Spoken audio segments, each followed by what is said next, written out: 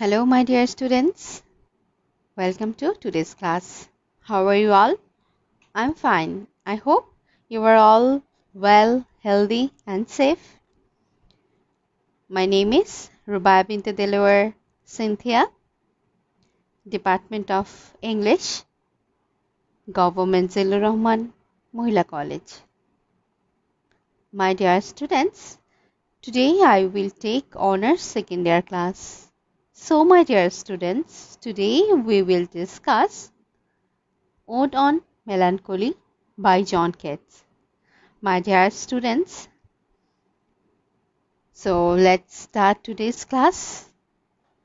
Students, গত ক্লাসে আমরা Ode to a Nightingale পড়েছি, শেষ করেছি এবং আমরা ইনশাআল্লাহ আশা করি আমরা বুঝতে পেরেছি আজকে একদম নতুন একটা কবিতা নিয়ে আবার তোমাদের সামনে হাজির হয়েছি। আশা করি এই কবিতাটা আজকে শেষ করে দিতে পারবো এবং খুবই ছোট্ট একটা কবিতা। তোমাদের সুবিধার জন্য আমি প্রথমে এই কবিতাটা পুরাটাই একটা ইমেজে দেখানোর চেষ্টা করেছি। আশা করি তোমরা বুঝতে পারবে। আর তোমাদের হাতে বই আছে, বইটা সামনে রেখে ক্লাসটা করলে আরও সুবিধা হবে ইনশাল্লাহ, আমি আশা করি। সো মাই ডিয়ার স্টুডেন্টস, চলো শুরু করি আজকে আমাদের ক্লাস। প্রথমেই চলো শুরু করা যাক।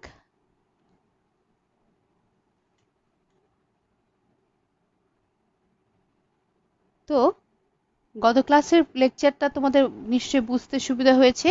তো চলো শুরু করি। জন কেটসের বিখ্যাত কবিতা ode on a melancholy.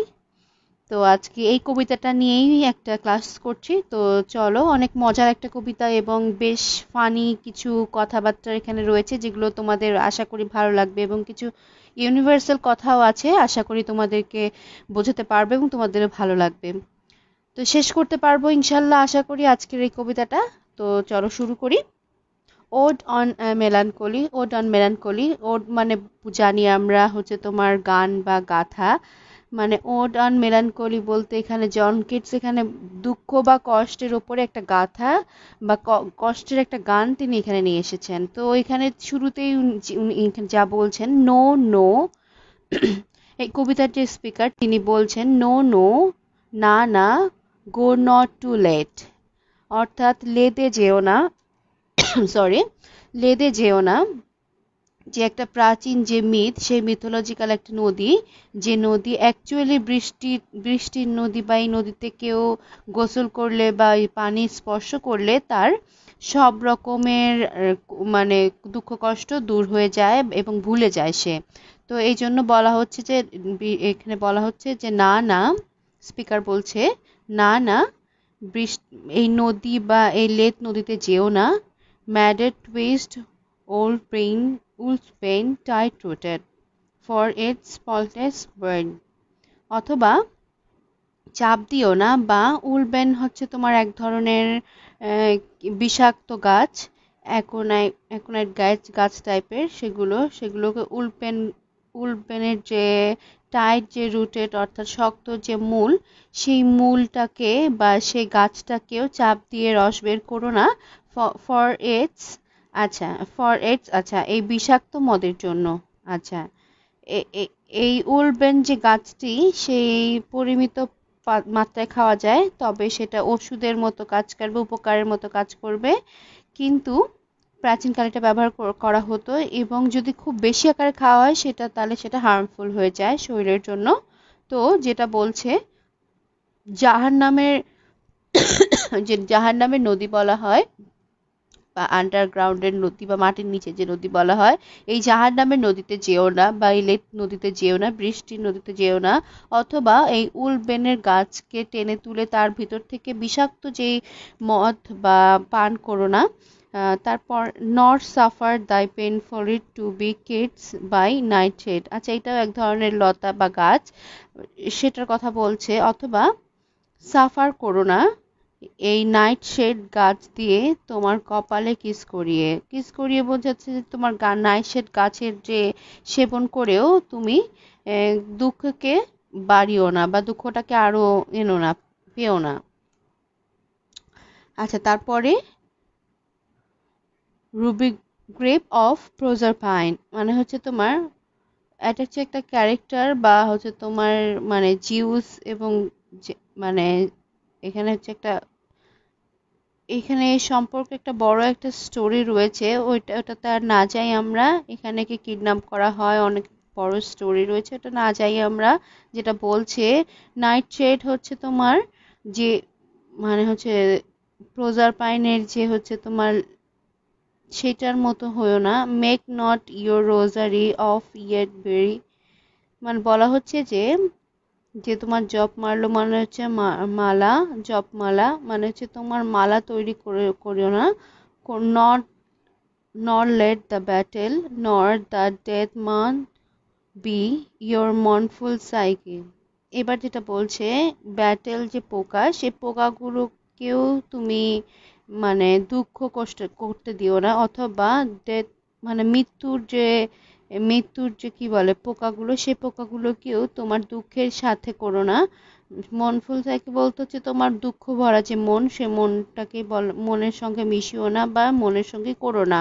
Not the downy owl a partner in your sorrows mysteries, বলছে যে অথবা তোমার যে দুঃখের যে রহস্য, সেই রহস্যের সাথেও দুঃখে ভরা যে যে আউল পেঁচা বা পাখি, সেই পেঁচাকেও তোমার সঙ্গী করে নিও না।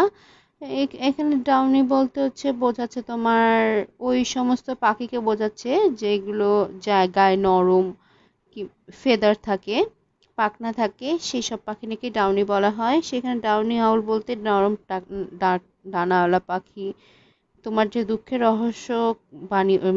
রহস্য সঙ্গী বানিও না। For shade to shade will come too drowsily, যেটা বলছে যে এখানে ফর এখানে হচ্ছে আস্তে আস্তে আস্তে আস্তে ধীরে ধীরে তুমি চলে আসবে তোমার যে ঝিমানো বা ড্রোজেলি বলতে হচ্ছে ঝিমানোর অবস্থা, যে ধীরে ধীরে চলে আসবে ঝিমানো অবস্থায় এবং and drown the wakeful anguish of the soul, এবং অঙ্কিত হবে তোমার বা ডুবে যাওয়া মগ্ন হয়ে যাবে জাগ্রত একটা অ্যাঙ্গুয়েশ মানে যতনা বা মহাযাতনা অফ দ্য সোল, অর্থাৎ তোমার যে আত্মা সেই হৃদয়টা মহা একটা কষ্টে জাগ্রত হয়ে উঠবে। জাগ্রত বলতে এখানে কষ্টে তাড়িত হয়ে ওঠা বোঝাচ্ছে এখানে।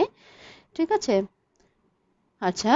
তো এই প্রথম স্ট্যান্ড যেটা যদি আমরা একটু দেখি আরেকবার খেয়াল করে সামারিটা একবার বলি, তো সেটা দাঁড়াচ্ছে হচ্ছে স্পিকার বা কবি নিজেই এখানে আমাদেরকে বলছে নিজেই দুঃখ পাওয়ার জন্য অ্যাকচুয়ালি যে লেদ বা যে নদীতে যাওয়ার দরকার নাই।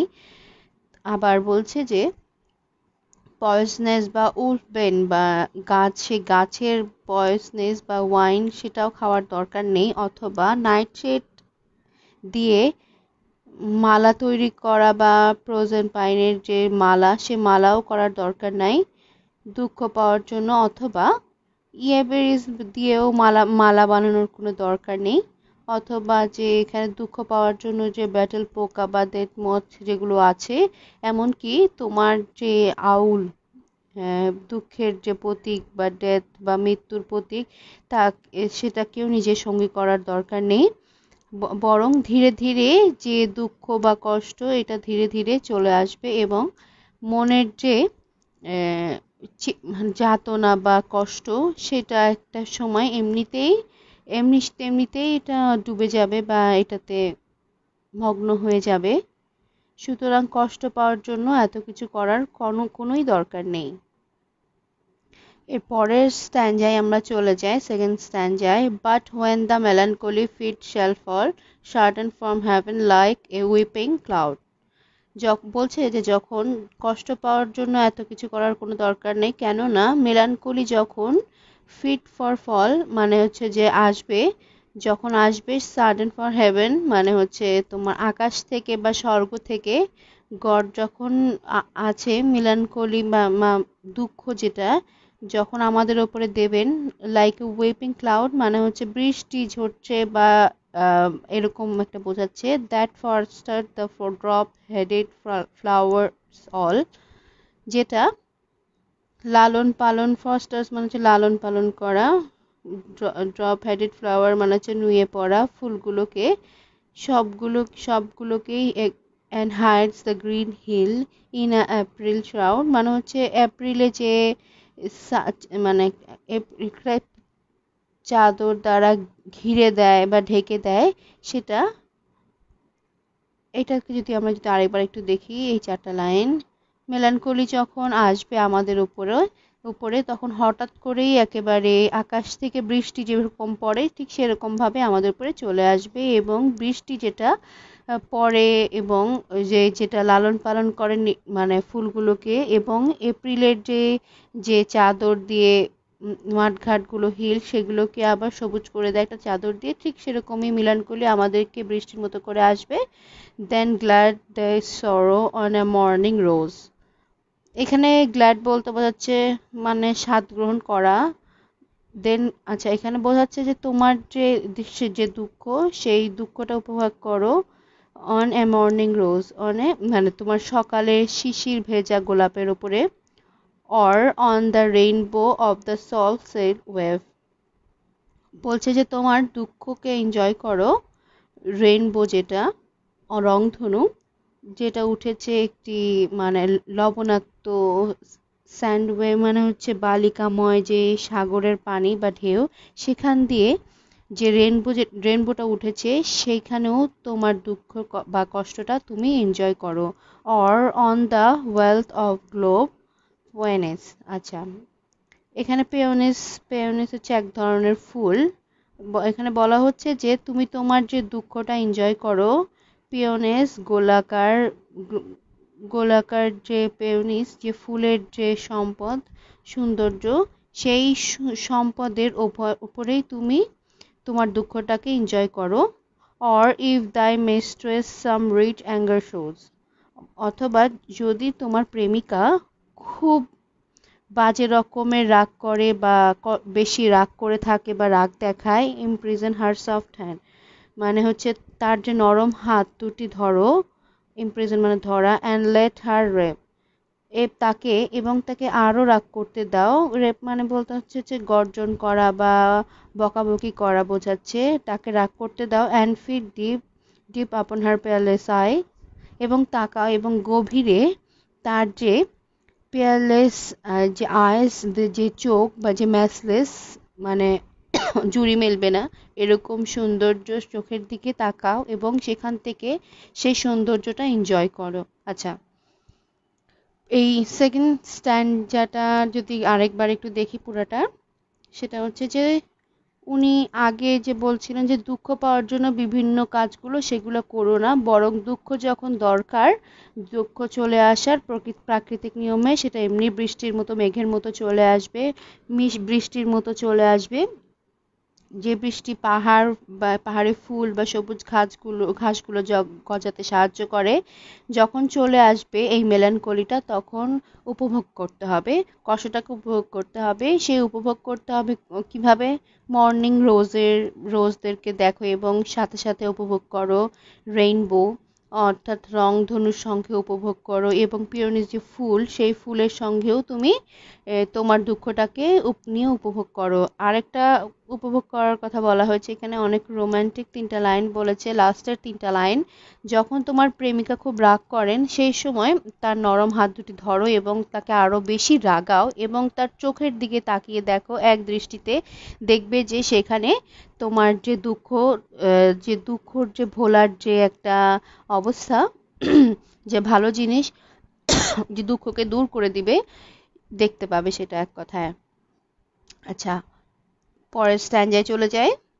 she dwells with beauty, she বলতে এখানে মেলানকলি যেটা সেটাকে এখানে বলা হচ্ছে সরি,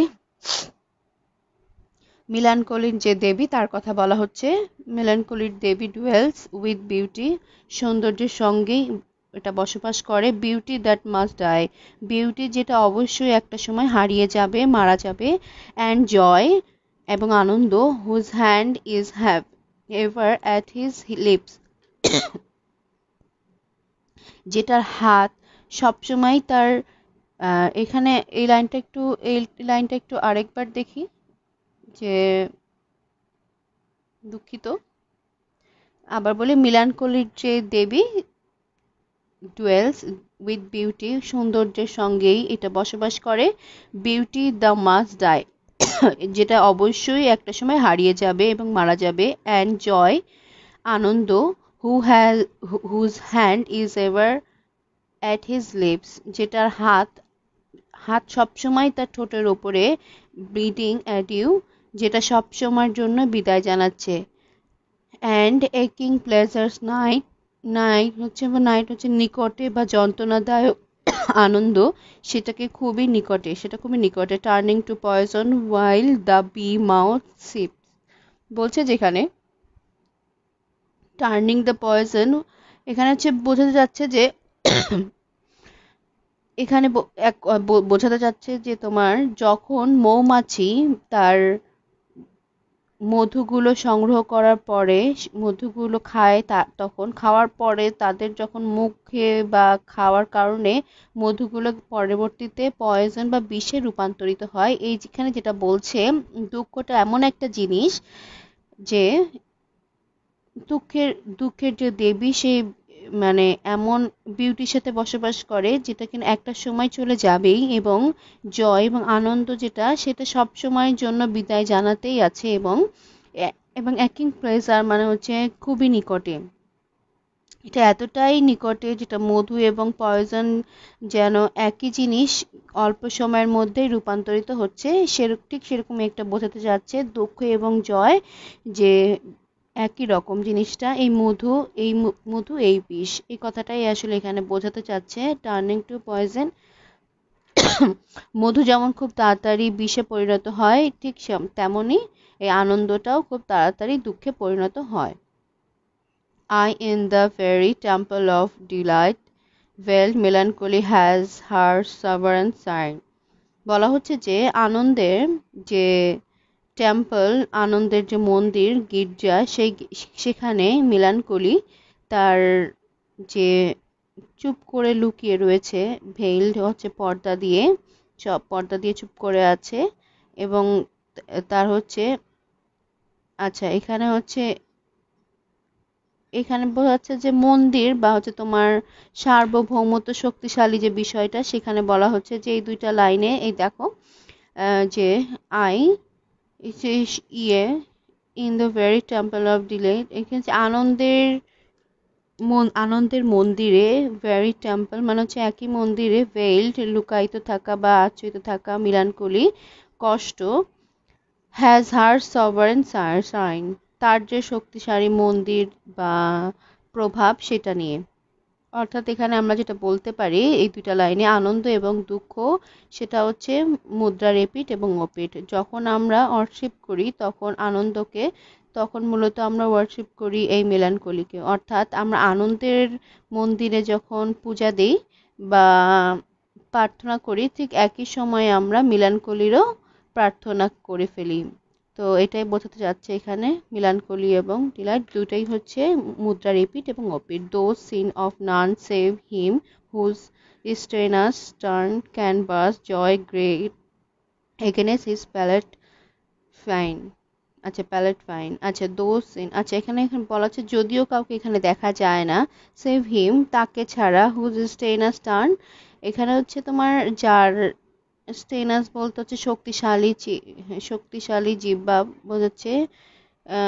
ক্যানভাস জয়েস মানে জয়ের যে দাঙ্গা বা সেটা যদি বাস্ট করে। আচ্ছা আচ্ছা এই লাইনটা একবার যদি একটু এক কথায় আমি বলে দিই একটু, যেটা হচ্ছে যে মিলানকলি এবং যে ডিলাইট, এটা তো মুদ্রার এপিঠ এবং ওপিঠ, এবং দাও সিন অফ নান, আচ্ছা কেউই তারপরেও তাদেরকে দেখতে পারে না, ওই লোক ছাড়া যে কিনা তার শক্তিশালী জিহ্বা দিয়ে তোমার মিলানকলির যে আনন্দের যে গ্রেপ মানে হচ্ছে গ্রেপটাকে বাস না করে, অর্থাৎ না ফাটিয়ে ফেলে। সে ছাড়া এগেনেস্ট হিজ প্যালেট, আচ্ছা এখানে হচ্ছে প্যালেট ফাইন হচ্ছে তোমার মুখের যে তালু, সেই তালু সেটার কথা বলা হচ্ছে এখানে। এটাকে যতক্ষণ না ফাটাচ্ছে ততক্ষণ সে এটার মর্ম বুঝতে পারছে না। আরেকটা জিনিস হচ্ছে এটা যদি আমি এভাবে বলতে সার্বিক অর্থে, যে অ্যাকচুয়ালি তার মুখের ভিতরে আনন্দের যে আঙ্গুর, সে আঙ্গুরটা তার তালু দিয়ে না ফাটিয়ে ততক্ষণ সেটার মজা পাচ্ছে না। আরেকটা বিষয় হচ্ছে এখানে যে তোমার যে ব্যক্তি আনন্দটাও ভোগ করে সেই কেবল একই সঙ্গে তোমার মেলানকলি বা দুঃখ সেটাকেও সে বুঝতে পারে। অর্থাৎ এরকম কিছু একটা এখানে বোঝা যাচ্ছে। His soul shall taste the sadness of her mind. বলছে যেখানে তার তার কেবল হৃদয়টাই কেবল যে দুঃখের টেস্ট সেটাই পায়, এবং দুঃখের যে শক্তিশালী যে আবহাওয়া বা টেস্ট সেটা সেই কেবল পায়। আনন্দের যে গ্রেপটা ফাটাতে পারে তার মুখের ভিতরে নিয়ে এটা উপভোগ যে করতে পারে সেই অ্যান্ড বি এবং হার ক্লাউডি ট্রফিস হার। এবং এই যে তোমার আনন্দের যে ক্লাউডি ট্রফি মানে হচ্ছে মিলানকোলির যে ক্লাউডি ট্রফি, সেই ট্রফিতেই হচ্ছে হাং হতে পারে। মানে বলছে যে তার যে সোল যে মিলানকোলি যে যাকে জিতে নিয়েছে ট্রফি হিসাবে, সেই কেবল আসলে এটাকে বুঝতে পারে। আচ্ছা, আর এই পুরা স্ট্যাঞ্জারা একটু দেখি যদি কবি যেটা বলছেন। বলতে এখানে মিলানকলির দেবী বা মেলানকলি অ্যাকচুয়ালি দুঃখে বা বিউটি বা সৌন্দর্যের সঙ্গে বসবাস করছে, এবং সৌন্দর্য একটা সময় যেটা নষ্ট হয়ে যাবে, এবং আনন্দ সেটা সবসময় যেন বিদায় জানাচ্ছে, তার হাত যেন ঠোঁটের ওপরে বিদায় জানানোর জন্য, এবং এটা খুব একটা কষ্টকর আনন্দ এবং নিকটেই তা। এবং ঠিক যেন মধু যেমন মৌমাছিরা খাওয়ার পরে বিষে পরিণত হয় খুব তাড়াতাড়ি, ঠিক এরকমই যে আনন্দটাও ঠিক দুঃখে পরিণত হতে পারে, মিলানকলিতে পরিণত হতে পারে। কারণ একই টেম্পলে বা একই মন্দিরে ডিলাইট এবং দুঃখ বসবাস একসাথে করে, এবং আমরা যখন আনন্দ উপভোগ করি এবং সেই সাথে আমরা দুঃখটাকেও পেতে থাকি এবং দুঃখটাও আমরা পাই। ঠিক আছে, এই যে আমি এটা বললাম আনন্দ দুঃখ পাই, এটা কিভাবে যদি একটু তোমরা খেয়াল করো স্টুডেন্টস, আমরা কিন্তু খুব বেশি হাসি বা খুব বেশি আনন্দ পাই তখন কিন্তু চোখ দিয়ে পানি চলে আসে। এটা হচ্ছে এখানকার মেন মোরাল স্টোরি। আমরা যদি খুব বেশি আনন্দ করি এবং এবং সাথে পাশাপাশি দুঃখটাও পাই, এই যে আনন্দ এবং দুঃখটার যে একটা লিঙ্ক আছে, এই পরের এই যে লাস্টের থেকে তোমার লাইন দুটোতে খুব সুন্দর করে এখানে বোঝানো আছে। আঙ্গুরটা যদি সে মুখে স্বাদ নিতে পারে, অর্থাৎ টেস্ট সে পায় এবং আনন্দের উভয়ই সে নিতে পারে, এবং যে অ্যাকচুয়ালি তোমার কি বলে এটাকে দুঃখের যে স্বাদ নেওয়ার পরে যে দুঃখের কাছে পরাজিত হয়, মেলানকলির কাছে পরাজিত হয় এবং তাকে মেলানকলিকে ট্রফি হিসাবে নিতে পারে, সেই কেবল বুঝতে পারে দুঃখ এবং সুখের ভিতরে সেই লিঙ্কটা। তো এই লাস্টের যে দুটা লাইন, লাস্টের যে অশুভ একটা ইঙ্গিত দিয়ে শেষ হয়, দুঃখের যে বিষয়টা সেটা হচ্ছে কথা বলছে সেজন্যই। ঠিক আছে, তো তো পুরা কবিতাটা যদি আরেকবার আমরা একটু দেখি, কবি যেটা বলছেন, দুঃখ পাওয়ার জন্য আসলে অনেক যে চেষ্টা করা বা দুঃখকে ভুলে যাওয়ার জন্য এগুলো করার কোনো দরকার নাই। দুঃখ একটা সময় এমনিতেই চলে আসবে, কারণ দুঃখ এবং সুখ এটা হচ্ছে একটা মুদ্রার এপিঠ এবং ওপিঠ। দুঃখ থাকলে কালকে সুখ আসবে, আজকে সুখ থাকলে কালকে দুঃখ আসবে, কোনোটাই পার্মানেন্ট না। এবং বলছে যে বিউটি যেটা কোনোটাই পার্মানেন্ট না, সুতরাং যদি কখনো দুঃখ আসে সেটাকে এনজয় করো এবং সাথে সাথেই তুমি জীবনকে চালিয়ে যাওয়ার চেষ্টা করো। এবং বলছে যে দুঃখ এবং সুখ, বিউটি এগুলো সব একই মন্দিরে বসবাস করে এবং একটা যে কোনো মুহূর্তেই চেঞ্জ হতে পারে। সেই ব্যক্তি যে সুখ এবং দুঃখের ভিতরে একটা লিঙ্ক আছে, ওই ব্যক্তি এবং দুঃখ এবং সুখের লিঙ্ক যে বুঝতে পারে, যে অ্যাকচুয়ালি দুঃখের দ্বারা পরাজিত হয় এবং দুঃখ যাকে পেয়ে বসে সেই কেবল বোঝে হ্যাঁ সুখ এবং দুঃখের মধ্যে ডিফারেন্স কি, লিঙ্ক আছে। ঠিক আছে, তোমরা জানো অ্যাকচুয়ালি কিডস তো যক্ষা রোগে মারা যান, যার ফলে তার বেশ মনে কষ্ট ছিল অনেক, সেই বিষয়গুলোকে নিয়েই সে কবিতা বা অনেকগুলো কবিতার মধ্যেই তার এই কষ্টের কথাটা উল্লেখ করেছে এভাবে। সো মাই ডিয়ার স্টুডেন্টস, আশা করি তোমরা বুঝতে পেরেছো আজকে ক্লাসটা। তো তোমাদের সুবিধার জন্য আমি এখানে স্ট্যাঞ্জা 3টা স্ট্যাঞ্জা আছে এখানে, ও ডন মেলানকোলির। তো আমি স্ট্যানজা বাই তোমাদের বোঝার জন্য আরো সুবিধা করে দিয়েছি, যাতে তোমরা স্ট্যানজা বা স্ট্যানজাটা বুঝতে পারো কি বলেছে। এরপর আমি তোমাদের জন্য থিমটাও এখানে দেখানোর চেষ্টা করেছি। থিমটা একবার পড়লে আশা করি তোমরা বুঝতে পারবে। So my dear students, I wish your happiness. Stay home, stay safe.